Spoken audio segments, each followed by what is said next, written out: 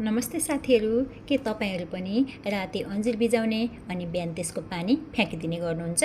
त्यसो भने आजदेखि यो गल्ती बन्द गर्नुहोस्, किनकि अन्जिर भन्दा पनि यसको पानीमा लुकेको हुन्छ स्वास्थ्यको असली खजना। अनि कतिपय साथीहरूलाई चाहिँ अन्जिर भनेको के हो भन्ने पनि हुनसक्छ है। अन्जिर भनेको चाहिँ खन्यु।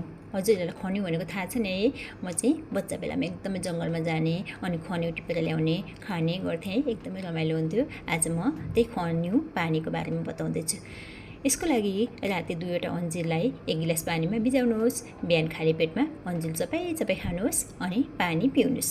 यसरी भिजाएको पानी पिउँदा पुरानोभन्दा पुरानो कब्जियतको समस्या 2 दिनमै चट हुन्छ र पेट एकदम सफा रहन्छ।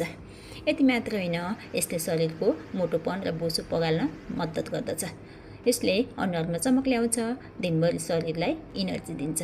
स्वास्थ्यको लागि यो अमृत समान पानी भोलिदेखि नै पिउन सुरु गर्नुहोस्। यस्तै अचुक टिप्सको लागि माया टिप्सलाई फलो गर्न नभुल्नुहोला।